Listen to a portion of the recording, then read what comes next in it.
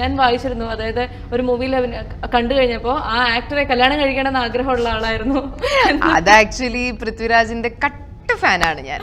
അത് ഞാനും ചേട്ടൻ്റെ അടുത്ത് പറയാറുണ്ട്, ഇടയ്ക്കിടയ്ക്ക് ഇങ്ങനെ സിനിമയൊക്കെ കണ്ടിട്ട് ഞാൻ മെസ്സേജ് അയക്കാറുണ്ട്, you like so good, your fan girl എന്ന് പറഞ്ഞിട്ട് ഞാൻ മെസ്സേജ് അയക്കാറുണ്ട്. He's also very sweet. അപ്പോൾ എനിക്ക് എന്താ പറയുക, ഞാൻ 5ാം ക്ലാസ്സിലോ 6ാം ക്ലാസ്സിലോ പഠിക്കുമ്പോഴാണ് ക്ലാസ്മേറ്റ്സ് കാണുന്നത്. ഞാൻ 7ാം ക്ലാസ്സിലോ 8ാം ക്ലാസ്സിലോ പഠിക്കുമ്പോഴാണ് ചോക്ലേറ്റ് കാണുന്നത്. അന്നൊക്കെ പൃഥ്വിരാജ് എന്ന് പറഞ്ഞാൽ അതൊരു തരംഗമല്ലേ, നാച്ചുറലി. എനിക്ക് ഞാൻ ഫ്രണ്ട്സിനോടൊക്കെ പറയൂ, നല്ല ചേട്ടനല്ലേ, കല്യാണം കഴിക്കാം ഈ ചേട്ടനെ എന്നൊക്കെ കൊച്ചിലേ പറയാറുണ്ടായിരുന്നു, ചുമ്മാ ഒരു രസത്തിന്. അപ്പോൾ ഞാൻ പൃഥ്വിരാജിന്റെ ഇപ്പോഴും ഞാൻ ലൂസിഫർ ഒക്കെ കണ്ടിട്ട് ഇങ്ങനെ പൃഥ്വിരാജ് സീനൊക്കെ ആകുമ്പോൾ ഞാൻ അടിപൊളി അടിപൊളി അടിപൊളി. മോഹൻലാലിനേക്കാൾ കൂടുതൽ പൃഥ്വിരാജിനെ കൈയടിച്ച ആളാണ്. അയ്യോ അങ്ങനൊന്നുമില്ല, മമ്മൂട്ടി മോഹൻലാൽ സാർ ഒക്കെ ഇഷ്ടമാണ്. പക്ഷെ പൃഥ്വിരാജ് മീൻസ് ലൈക്ക് ഞാനൊക്കെ ഒരു കൊച്ചായിരിക്കുന്ന ഏജിൽ ഭയങ്കര ഒരു സെൻസേഷൻ ആയിരുന്നു. പൃഥ്വിരാജിന്റെ of course A fan girl. But ഈ പറഞ്ഞ പോലെ അതൊക്കെ എന്താ പറയാ ഔട്ട്സൈഡ് ഓഫ് വർക്ക് സ്പേസ് ആണ്. നമ്മൾ വർക്ക് ചെയ്യുമ്പോഴത്തേക്കും അവിടെ പോയി ഓ മൈ ഗോഡ് എന്ന് പറഞ്ഞാൽ I just be making a fool out of myself.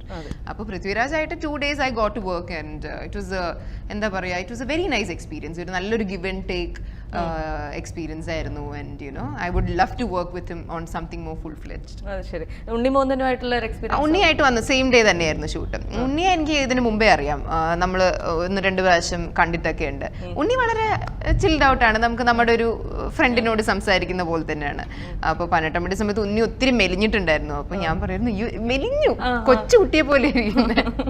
അപ്പോൾ ഉണ്ണിയായിട്ട് it was a very nice. പുള്ളി വളരെ സിമ്പിളാണ്, നമ്മളിങ്ങനെ കോമഡിയൊക്കെ പറഞ്ഞ്.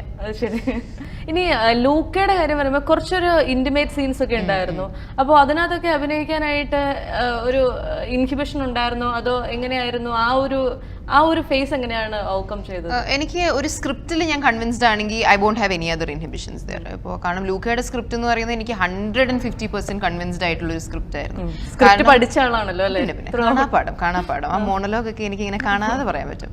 അപ്പോൾ ആ സ്ക്രിപ്റ്റ് വായിക്കുമ്പോഴാണെങ്കിലും ആ സിനിമ കാണുമ്പോഴാണെങ്കിലും ആ ഒരു പെർട്ടിക്കുലർ വാട്ട് എവർ ക്ലോസ് ആയിട്ടുള്ള കുറച്ച് സീൻസ് അത് ഒട്ടും വേറിട്ട് നിൽക്കത്തില്ല. അത് സിനിമയുമായി വളരെ ബ്യൂട്ടിഫുള്ളായി ബ്ലെൻഡ് ആയാണ് പോകുന്നത്. കാരണം അത് വളരെ അത്യാവശ്യമാണ്. സിനിമയിൽ തുടർന്ന് സംഭവിക്കുന്ന ചില കാര്യങ്ങളെ ജസ്റ്റിഫൈ ചെയ്യുന്നത് ഈ പറഞ്ഞ കുറച്ച് കാര്യങ്ങളാണ്. അപ്പോൾ ഞാനൊരു സ്ക്രിപ്റ്റിൽ കൺവിൻസ്ഡ് ആണെങ്കിൽ ഐ ഹാവ് നോ ഇൻഹിബിഷൻസ്. അതെ, എങ്ങനെയാണ് അഹാന അത്രയും കൺവിൻസിംഗ് ആയി കരയുന്നത്?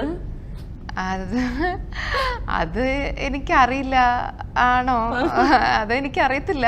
പലരും എഴുതിയേക്കുന്നുണ്ട് അഹാനയുടെ കരച്ചിൽ ഭയങ്കര കൺവിൻസിംഗ് ആയിരുന്നു. അയ്യോ താങ്ക് യു. അത് I don't know, thank you. ഇതൊക്കെ കേൾക്കുമ്പോൾ സന്തോഷം. അത് വേറൊന്നുമില്ല, ഇപ്പോൾ ആ ഒരു